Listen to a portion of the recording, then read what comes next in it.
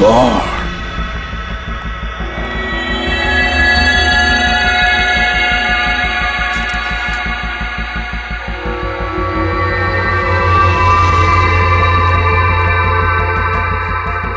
क्या हुआ यहाँ पर और कैसे?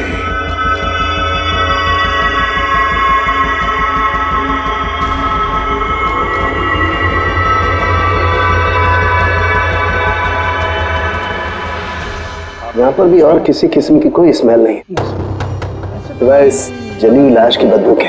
यानी ये मर्डर भी इन्फ्लेमेबल गैस से हुआ है? शायद।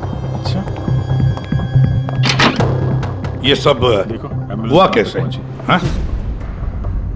सर मैं रोहन सर का बॉडीगार्ड हूँ सर। अच्छा, तो फिर ये आप लोग कहाँ थे जब ये सब हुआ? सर रोहन सर ने मुझे बाहर निगरानी के लिए कहा था। पता ही नहीं चला तो थोड़ी देर के बाद सर उनके चिल्लाने की आवाज आई तो मैं उनके कमरे की तरफ भागा, लेकिन सर दरवाजे के चारों तरफ से धुआं देखा तो मैं दूसरी चाबी से दरवाजा खोल के अंदर गया तो देखा कि सर रोहन सर जले पड़े थे। आप लोगों को भी कुछ पता नहीं है? कमाल है, कमरे के अंदर कोई लीड नहीं मिला, शॉर्ट सर्किट नहीं हुआ है, ये पर्दा अंदर से बंद है, ये विंडोज परमानेंटली क्लोज्ड है, कोई बाहर से अंदर भी नहीं आ सकता। अब बाहर से अंदर कोई व्यू भी नहीं है, कोई देख नहीं सकता, तो फिर आदमी मरा कैसे? इससे लगी है आग बस। कोर्ट ने बरी कर दिया था मेरे पति को, उन्होंने कुछ भी नहीं किया। क्या केस क्या था? 9 साल पहले जीजू के थिएटर में आग लग गई थी, जिसके कारण कुछ लोगों की मौत हो गई थी और सारा इल्जाम जीजू पर आ गया था। ऐसे कैसे हवा में आग लग सकती है? जरूर किसी की प्लानिंग है। किसी पे शक है आप लोगों को? कौन कर सकता है? कोई भी कर सकता है, अनीता भी कर सकती है। कौन कौन अनीता? टोनी की वाइफ, और वो आज यहाँ आई भी थी।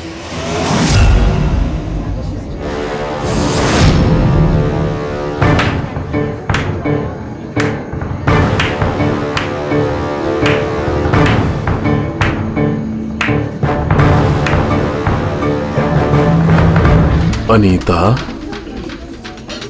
दूसरों का घर बर्बाद करके अपने परिवार के साथ खुशियां मनाई जा रही है। वेरी गुड, वेरी गुड, वाह। लेकिन एक बात याद रखना, उन लोगों की तरह तुम भी तड़प तड़प के मरोगे। सिक्योरिटी! ए चुप! आवाज नीचे। निकालो उसको बाहर, निकालो। आउट! लगता है तुम दोनों अपने अंजाम से वाकिफ नहीं। तुम्हारा बुरा समय अब शुरू हो गया है, याद रखना। तूने जो किया है ना मेरे टोनी के साथ, याद रखना, इसके बाद तू नहीं बचेगा। सुना तूने? ले जा इसको। तू नहीं बचेगा, नर्क में चलेगा तू। अरे देख क्या रहा है, ले जा इसे। नर्क में चलेगा तू, तड़प तड़प के चलेगा, याद रखना। अरे जा।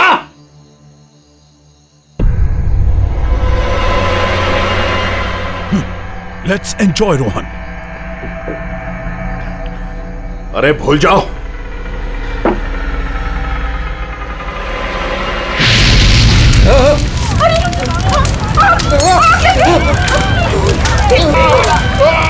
दिलीप और रोहन जिस केस में फंसे थे, उसी केस में कोर्ट ने टोनी को सजा दी थी। अच्छा, किस किस को पता था कि आप लोग यहाँ रेस्टोरेंट में आने वाले? पता नहीं सर। अच्छा, दिलीप जी के आने से पहले इस चेयर के आसपास किसी को देखा था क्या? किसी अनजान आदमी को? नहीं सर, किसी को नहीं देखा सर। ये टेबल किसने रिजर्व किया था? दिलीप जी का फोन आया था, कह रहे थे कि हमारे लिए टेबल रिजर्व रखो। हमेशा यहीं बैठते थे, इसी टेबल इसी चेयर पर, रेगुलर कस्टमर थे हमारे। किसी को पहले से पता था कि दिलीप यहाँ इसी टेबल पे बैठेगा? सर, कुर्सी के पास तो ऐसी कोई चीज नहीं है जिससे आग लग सकती हो। कमाल की मिस्ट्री है यार। सीसीटीवी कैमरा,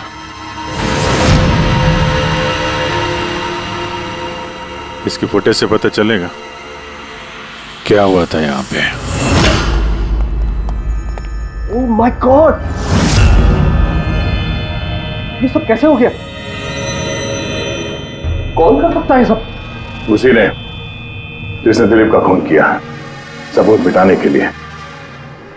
वैसे कैसे कोई मॉनिटर रूम में घुसा है? सिक्योरिटी कहाँ है तुम्हारी? सर, इस रूम में सिक्योरिटी की जरूरत ही नहीं है, इससे पहले कभी ऐसा हुआ ही नहीं है। सर सर मुझे नहीं लगता उसके पास टाइम होगा सीसीटीवी फुटेज डिलीट करने का। सर उसने बस तोड़फोड़ कर दी है। अगर हम किसी एक्सपर्ट को बुलाते हैं सर तो वो शायद हार्ड डिस्क से रिकवर कर पाए। सर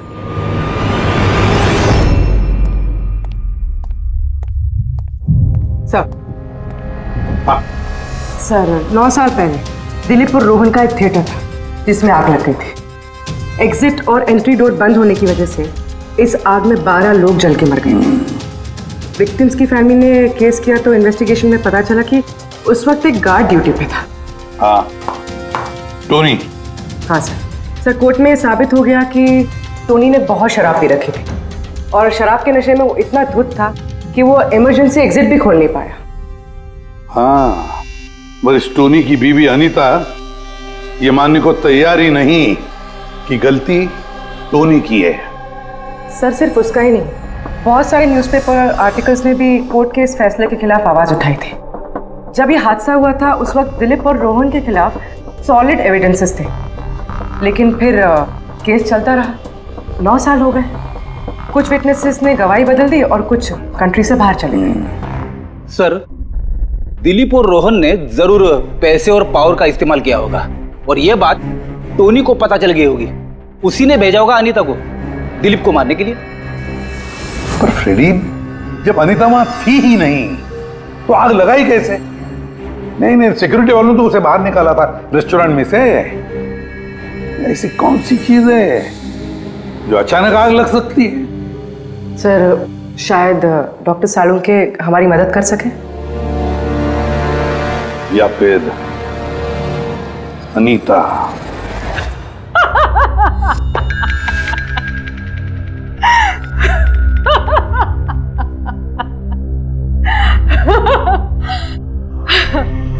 किस बात पे इतना हैरान है?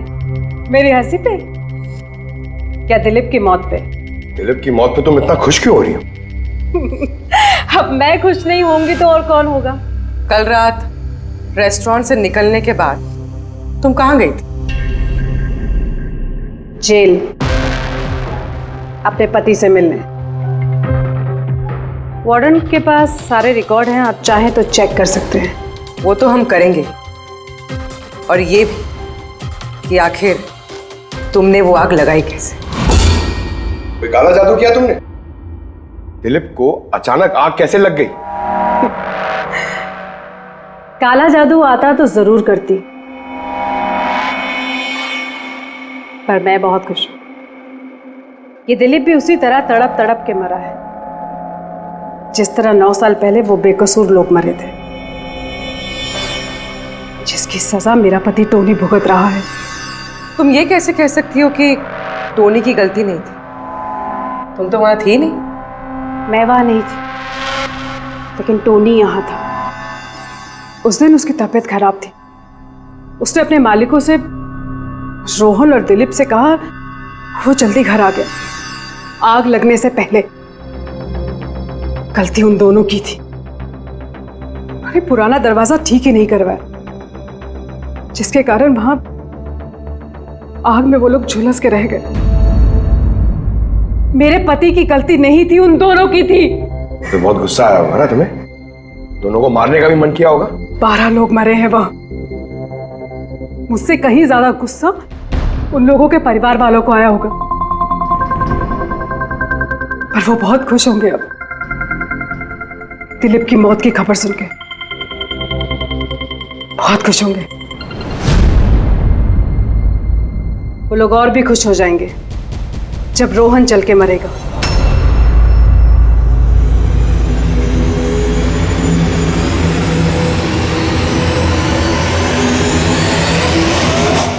सर 42 लोग हैं, उन 12 विक्टिम के करीबी रिश्तेदार और फैमिली वाले। सस्पेक्ट ज्यादा और वक्त कम। सर सबसे पहले इन 42 लोगों में से उन लोगों के नाम हटा देते हैं जो कल दिलीप की मौत के वक्त शहर में नहीं थे। सर 9 साल हो गए इस बात को। शायद कितने लोग देश भी छोड़कर चले गए होंगे। और कुछ लोगों की मौत भी हो गई होगी। फिर भी पता तो लगाना ही पड़ेगा। देखो कितने लोग शहर में थे जब दिलीप की मौत हुई।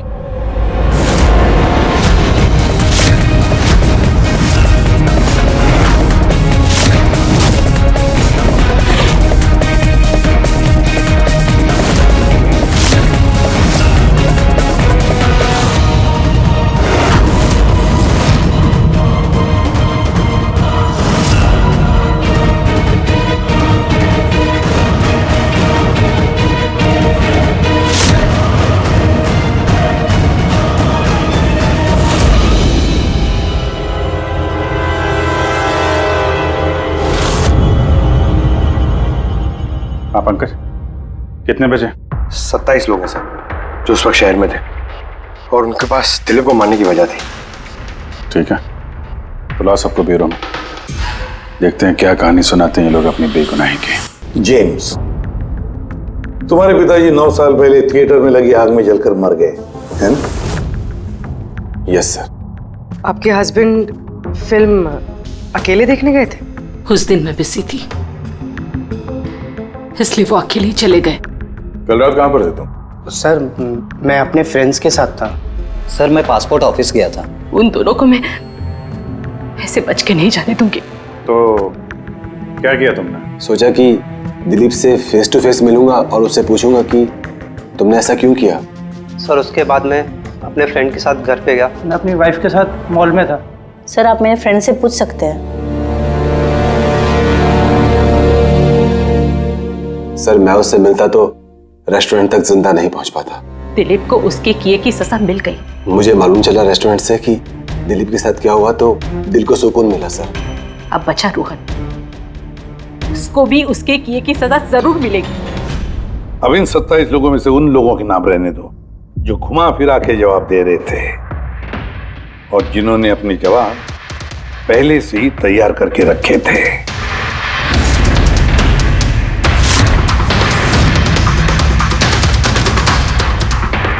सर अब 15 बजे। अब इन 15 लोगों को उस दिन के बारे में पूछते हैं जब 9 साल पहले थिएटर में आग लगी थी। देखते हैं किसे सबसे ज्यादा गुस्सा आता है, कौन मुंह फेर लेता है। सर मेरा भाई 10वीं पास हो गया था। उसने कहा पार्टी देनी है, दोस्तों को पिक्चर दिखाना है, पैसे दो। सर मैंने वो पैसे उसे दे दिए। काश वो पैसे मुझे उसे देने नहीं चाहिए थे सर। जिसने भी ये किया बहुत अच्छा किया। आज मैं खुश हूं, आज मैं बहुत खुश हूं। कुमार साहब, आप यूनिवर्सिटी में फिजिक्स के प्रोफेसर हैं, है ना? Yes sir, head of the department physics. लेकिन मेरे खुद के बेटे को पढ़ाई में कोई इंटरेस्ट नहीं था। बहुत डांटता था मैं उसे, लेकिन अनिकेत के ऊपर कभी कोई फर्क नहीं पड़ा। एक नंबर का बदमाश बन गया था वो। उस दिन भी वो कॉलेज से बंक करके दोस्तों के साथ फिल्म देखने चला गया और सर और वापस घर पे कभी नहीं आया। हिमेश, राइट, कॉन्ट्रैक्टर हो ना तुम? हाँ सर। हिमेश, 9 साल पहले तुम अपनी पत्नी के साथ फिल्म देखने गए थे उस थिएटर में। नई शादी हुई थी मेरी, सलोनी के साथ फिल्म देखने के लिए गया था। उसको भूख लगी थी, मैं समोसे लेने के लिए बाहर गया। मैं वापस आया तो देखा वहां के दरवाजे लॉक हो गए थे। वहां अंदर से लोगों के चिल्लाने की आवाज आ रही थी और धुआं निकल रहा था वहां से। मैंने सिर्फ दरवाजे खोलने की बहुत कोशिश की। मैंने बहुत कोशिश की। मैं पागलों की तरह दरवाजा को ठोकता रहा, पीटता रहा। सलोनी कहीं चिल्लाता रहा। अरे कोई दरवाजा खोल दो यार, सलोनी। लेकिन मैं कुछ नहीं कर सका सर, मैं कुछ नहीं कर सका। अपनी सलोनी को मैं बचा नहीं सका। वहां पे एक गार्ड भी था ना, टोनी, उससे भी दरवाजा नहीं खुला क्या? नहीं था सर। वहां कोई और गार्ड, किसी और को देखा था तुमने? कोई नहीं था सर, कोई नहीं था। मैं 9 साल पहले जो बात कोर्ट में कहा वही आज कह रहा हूं। जब सिनेमा हॉल में आग लगी थी उस वक्त टोनी वहां पर नहीं था सर।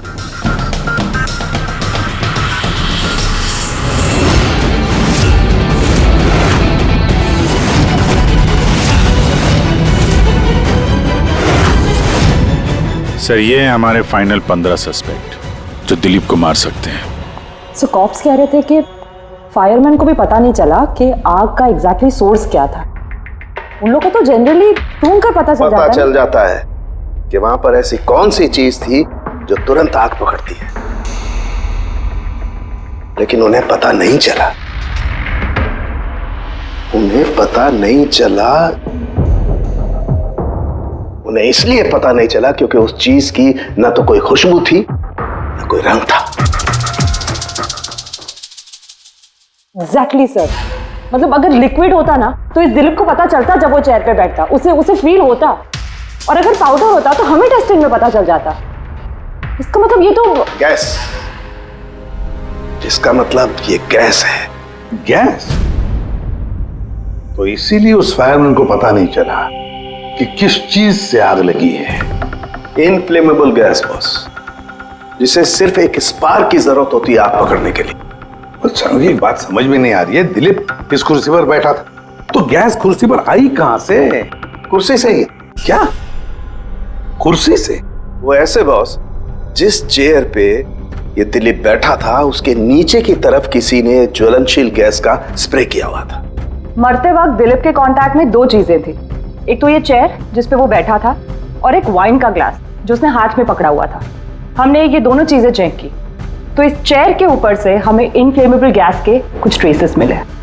बॉस, हमारे आसपास वातावरण में स्वतः ज्वलनशील पदार्थ होते हैं जो कभी कभी स्पॉन्टेनियसली जल जाते हैं, जैसे कि मार्श गैस एक नेचुरल बायोगैस है और ज्वलनशील गैस इसका मेन कंपोनेंट है। मतलब इनफ्लेमेबल गैस कभी भी हवा में ऐसे ही जल जाती है? नहीं फ्रेडी, अपने आप नहीं।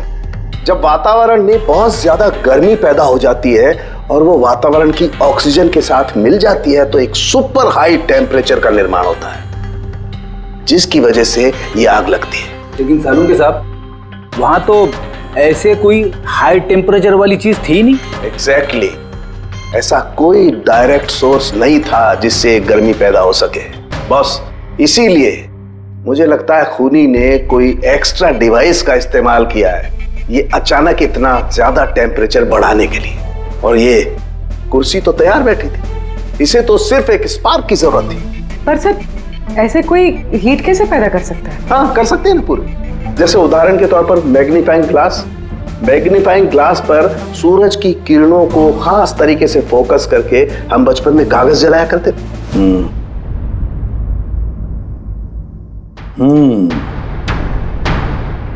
लगता है इस रेस्टोरेंट में फिर से जाना पड़ेगा, पता लगाना पड़ेगा किस चीज से आग लगी है।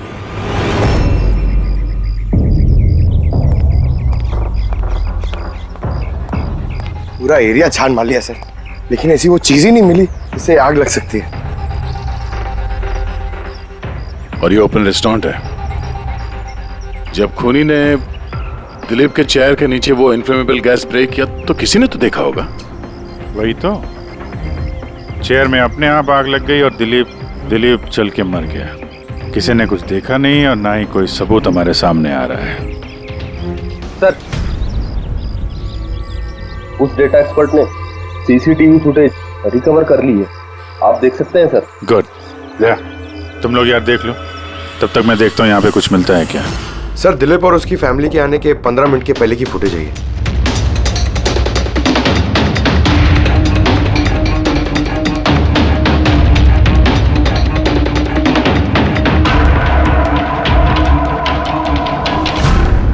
ये कुर्सी चेंज कर रहा है। इसका कोई दूसरा एंगल है क्या? इसी टाइम का चेक कर। एक मिनट सर।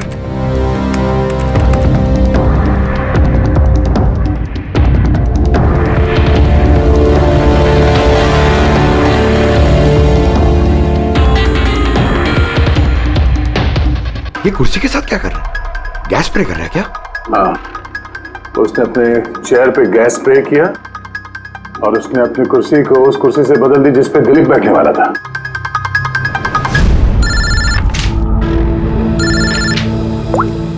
आ गया।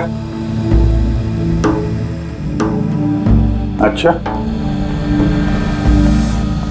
Great, good work, good work. क्या हुआ सर? जिसने भी दिलीप की कुर्सी के साथ छेड़खानी की ना, उसका पता चल गया है। वो एक आदमी है, उसका मिलता जुलता हुलिया भी मिला है। अब देखते हैं, जय भेजने वाला है फोटोग्राफ।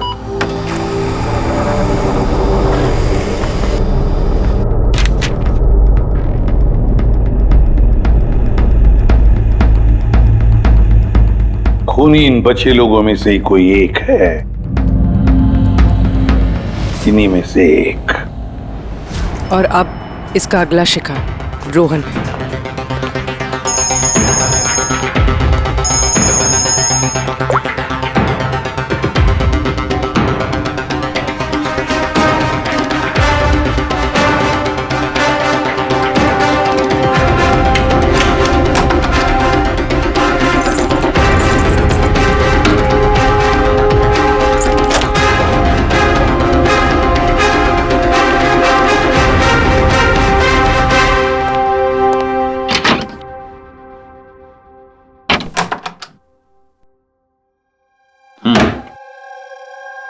मुझे लगता है कोई मेरी और दिलीप की रिहाई से खुश नहीं है। मेरी जान को खतरा है यहाँ पर। I will talk to you later, bye. Sir, everything is okay. All right, तुम यहीं पर रहना और किसी को भी अंदर मत आने देना। Be alert, okay? Okay sir.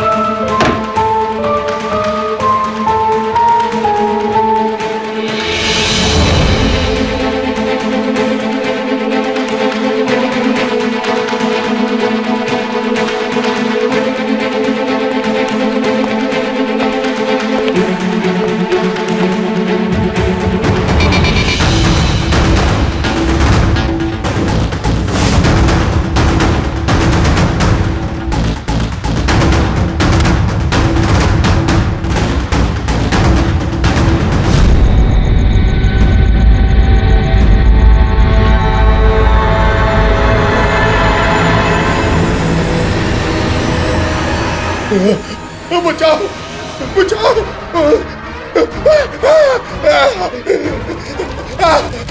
बचाओ, परे, परे, बचाओ, बचाओ, कोई है?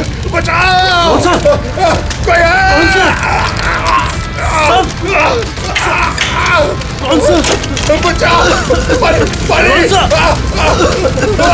कौन सा?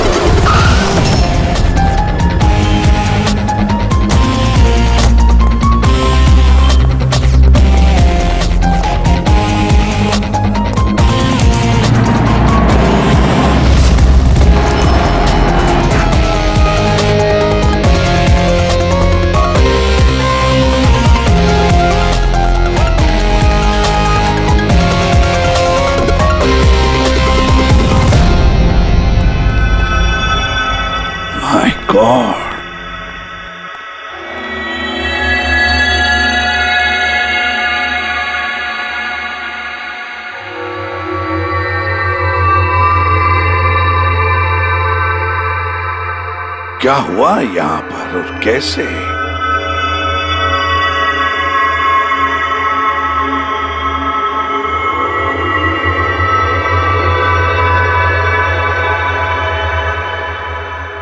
यहाँ पर भी और किसी किस्म की कोई स्मेल नहीं सिवाय इस जली हुई लाश की बदबू के। यानी ये मर्डर भी इन्फ्लेमेबल गैस से हुआ है? शायद। ये सब हुआ कैसे? हाँ? सर मैं रोहन सर का बॉडीगार्ड हूं सर। अच्छा, तो फिर ये आप लोग कहाँ थे जब ये सब हुआ? सर रोहन सर ने मुझे बाहर निगरानी के लिए कहा था, तो थोड़ी देर के बाद सर उनके चिल्लाने की आवाज आई तो मैं उनके कमरे की तरफ भागा, लेकिन सर दरवाजे के चारों तरफ से धुआं देखा तो मैं दूसरी चाबी से दरवाजा खोल के अंदर गया तो देखा कि सर रोहन सर जले पड़े थे। आप लोगों को भी कुछ पता नहीं है? कमाल है, कमरे के अंदर कोई लीड नहीं मिला, शॉर्ट सर्किट नहीं हुआ है, ये पर्दा अंदर से बंद है, ये विंडोज परमानेंटली क्लोज्ड है, कोई बाहर से अंदर भी नहीं आ सकता। अब बाहर से अंदर कोई व्यू भी नहीं है, कोई देख नहीं सकता, तो फिर आदमी मरा कैसे? इससे लगी है आग बॉस।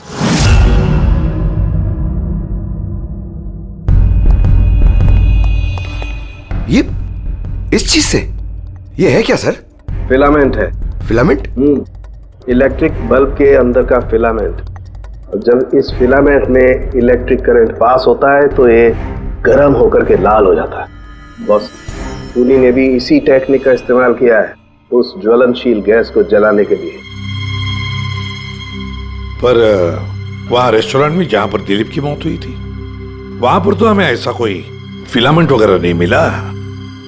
और इतनी छोटी सी चीज है, वो खुली जगह है, उड़ गई होगी शायद कहीं, लेकिन यहाँ तो पूरा कमरा बंद है, इसीलिए पलंग के नीचे मिल गया मुझे। लेकिन सर फिलामेंट से करंट पास होने के लिए वायर्स का कोई ना कोई कनेक्शन तो होना चाहिए ना बेड तक।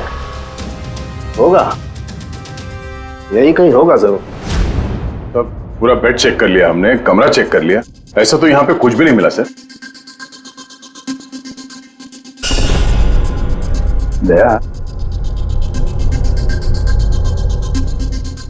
वो दरवाजा कैसा? मैनेजर। Yes sir. वो दरवाजा कहाँ खुलता है? सर दूसरा रूम है जो इस रूम से कनेक्टेड है सर। अब वैसे ये रूम सील्ड रहता है, इसे कोई खोलता नहीं सर। खोलो दरवाजा। Yes sir. आइए सर।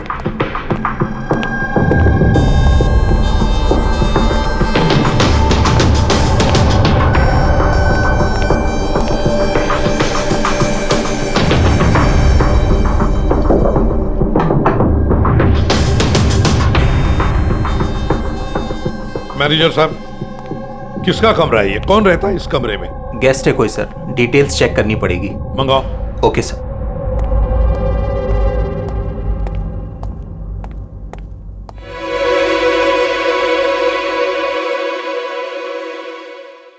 सर वहां उस कमरे में जो कुछ भी हुआ है सर वो इसी कमरे से किया गया। लेकिन अगर करंट इस रूम से पास किया गया है तो यहाँ से उस बेड तक कोई ना कोई वायर तो होनी चाहिए ना। और अगर वायर अगर होती तो बॉस रोहन को दिखाई भी देनी चाहिए। हाँ, शायद उसके बॉडीगार्ड ने भी देखा हो। बुलाओ उसके बॉडीगार्ड को। आप आओ यहाँ।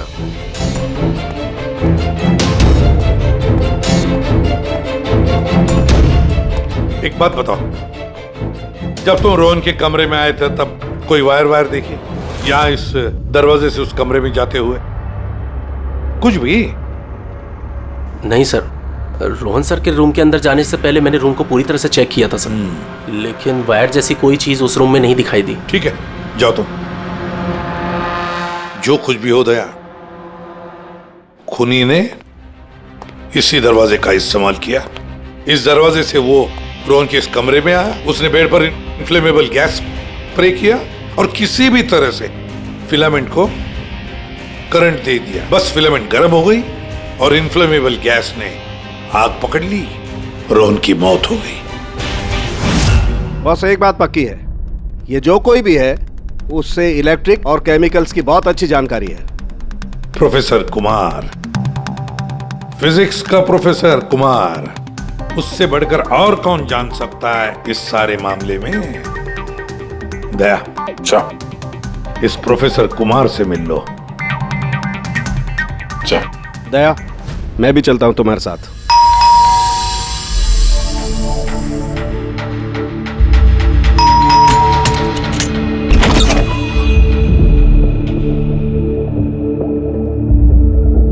प्रोफेसर कुमार है घर पे?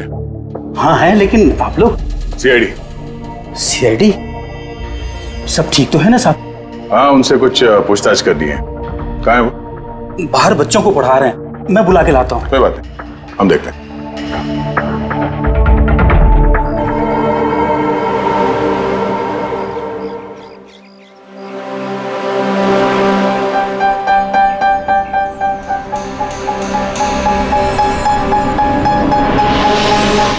मिस्टर कुमार, हमें आपसे कुछ पूछताछ करनी है। पूछिए, क्या पूछना है? इसे पहचानते हैं आप? ये तो फिलामेंट है। गुड, सही पहचाना आपने। आपको पता ही है फिलामेंट हमें कहाँ से मिला? ये तो आप ही को पता होगा कहाँ से मिला आपको। रोहन के बेड के नीचे से। कल रात उसी बेड पे रोहन जल के मर गया। व्हाट? रोहन की भी डेथ हो गई? कल रात आप कहाँ पर थे? रात 9 से लेकर सुबह 3 बजे तक। आप मुझ पर शक कर रहे हैं? ये हमारे सवाल का जवाब नहीं हुआ मिस्टर कुमार। कल मैं पूरा दिन और पूरी रात घर पे ही था। कोई गवाह? जी हाँ, मेरा नौकर रामू और विकास। Please come here.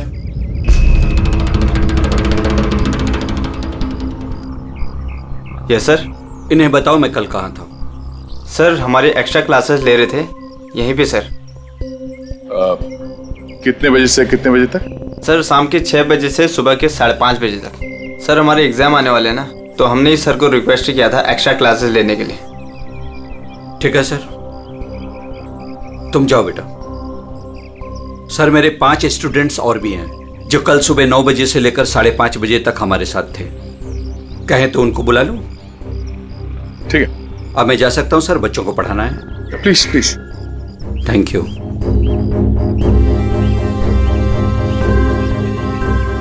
हाँ तो बच्चों, मैं ये कह रहा था कि बिना सोल्डरिंग वायर के भी हम मदरबोर्ड फिक्स कर सकते हैं with the help of adhesive conductor.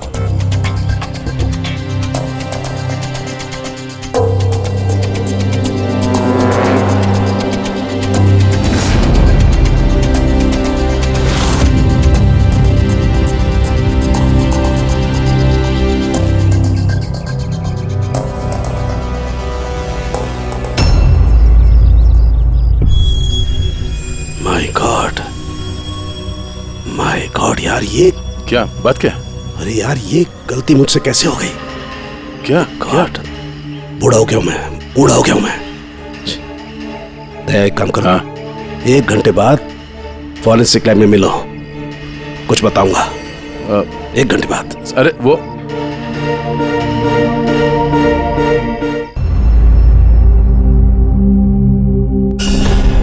लो बस, एक काम करो, इस स्विच से इन बल्ब्स को जलाओ। इस स्विच से? इस स्विच से? हाँ हाँ, इस स्विच से। यार ना कोई कनेक्शन है, कुछ है, कैसे जलेंगे ये? तुम सवाल मत किया करो, कभी कभी मेरी बात भी मान लिया करो यार। कभी कभी। ये ले। क्या सर, ये तो कुछ हुआ भी नहीं। होगा होगा। अरे क्या होगा? होगा ही नहीं। अरे होगा यार, बिलीव नहीं होगा। 1 मिनट है। क्या इसकी तबीयत ठीक है ना? हाँ? तो पता नहीं क्या हुआ है, वो जब से वो प्रोफेसर कुमार से मिलके आया ना, बस बल्ब के साथ ही खेले जा रहे हैं। बात बताओ, वो फिंगरप्रिंट्स का क्या रिपोर्ट आया? वही जो फिंगरप्रिंट्स तुमने होटल वाले से लिए थे और रूम में उठाए थे। तो फिंगरप्रिंट तो बहुत सारे मिले, लेकिन सारे स्टाफ मेंबर्स के ही हैं, उसके अलावा और किसी के नहीं मिले। ये कैसे हो सकता है? तो भाई साहब जरा इधर भी ध्यान दीजिए। हाँ हाँ, ध्यान है। हाँ।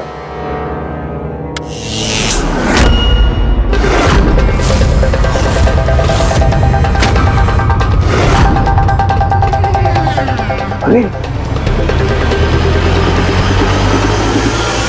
सर, ये बल्ब जलने कैसे लगे?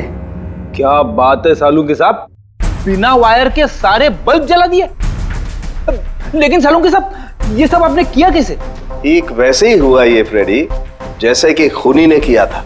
उस दिलीप की कुर्सी पे और रोहन के बेड पे। जादूगर सालुंखे, जरा साफ साफ बताइए आपने ये किया कैसे? करंट क्या हवा में से आया? हवा में से नहीं आया बॉस। करंट आया है इलेक्ट्रिक पेंट के जरिए। Electric paint? हाँ, इलेक्ट्रिक पेंट। दरअसल बिजली के जो तार होते हैं वो मेटल के होते हैं और metal is a good conductor of electricity, इसीलिए करंट उनमें से पास होकर के जाता है। ठीक इसी तरीके से कुछ पेंट भी होते हैं जिन्हें हम इलेक्ट्रिक पेंट कहते हैं और ये भी गुड कंडक्टर ऑफ इलेक्ट्रिसिटी होते हैं। इनमें से भी इलेक्ट्रिसिटी पास हो सकती है और कमाल की बात यह है कि ये किसी भी कलर में मिल सकते हैं, जो आसानी से किसी भी बैकग्राउंड में मर्ज भी हो सकते हैं। ओह, इसीलिए हमें होटल रूम में और रेस्टोरेंट में कुछ दिखा नहीं सर। Exactly that. खूनी ने दरअसल होटल के कमरे का और रेस्टोरेंट के फ्लोर का दोनों का कलर इस कलर के साथ मैच किया, इसीलिए हमें दिखाई नहीं दिया। तो ये इलेक्ट्रिक करंट, आई मीन ये जो इलेक्ट्रिक पेंट है, ये आसानी से मिल जाता है? हाँ, मिल जाते हैं। दरअसल इलेक्ट्रिक सोल्डरिंग और रिपेयरिंग के काम में आते हैं और इनकी सबसे बड़ी खासियत यह है कि ये आमतौर पर नंगी आंखों से दिखाई नहीं देते, सिर्फ इंफ्रारेड लाइट में ही ये दिखाई देते हैं। मैं दिखाता हूं।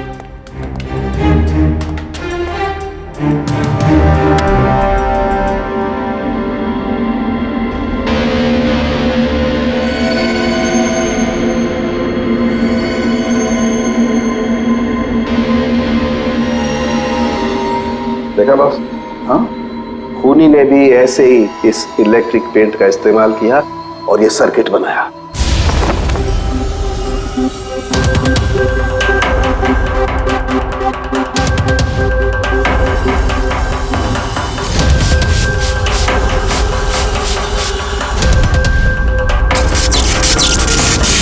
एक बात तो पक्की है, ये जो भी कोई है उसे इन सारी चीजों की पक्की जानकारी है। मगर सर, इनमें से खूनी कौन है? इस प्रोफेसर से तो मिल लिए सर, ये तो नहीं है। ये बंसी? बंसी तो एक क्लर्क है और मुझे नहीं लगता कि एक क्लर्क को साइंस की इतनी जानकारी होगी। सर, इनमें से सबसे ज्यादा पढ़े लिखे तो ये प्रोफेसर ही लग रहे हैं। कोई ऐसा जो प्रोफेसर जितना इंटेलिजेंट तो नहीं है, लेकिन इसे इन सब चीजों की जानकारी है।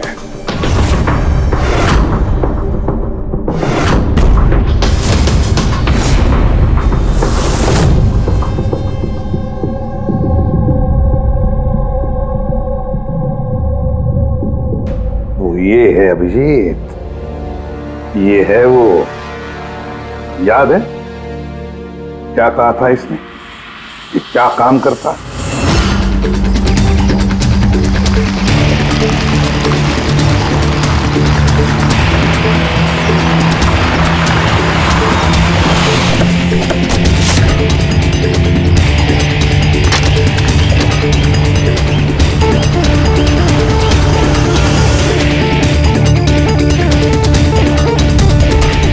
चले ससुराल।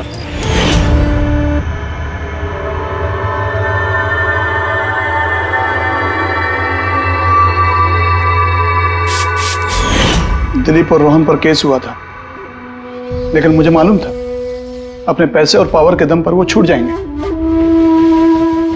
लेकिन उनके पास पैसा था तो मेरे पास दिमाग। कई महीनों तक उनका पीछा किया, वो कहां जाते हैं, क्या करते हैं, किससे मिलते हैं, सब कुछ। आखिर मैंने दोनों को मारने की तरकीब ढूंढ ही निकाली, इलेक्ट्रिक पेंट्स और सर्किट्स के जरिए। ये दोनों के बारे में मुझे अच्छी खासी जानकारी थी। बस दे दी दोनों को सजा, दोनों को मार दिया जिंदा जलाकर, जैसे उन्होंने मेरी सलोनी को मारा था। हिमेश, तुम्हारी पत्नी के साथ जो कुछ भी हुआ उसका हम सबको अफसोस है, लेकिन दिलीप और रोहन को मारकर तुम्हें क्या मिला? क्या तुम्हारी पत्नी वापस आ गई? बदले की आग में तुमने दो लोगों की जानें ली। कानून तुम्हें कभी माफ नहीं करेगा, तुम्हें कड़ी से कड़ी सजा होगी।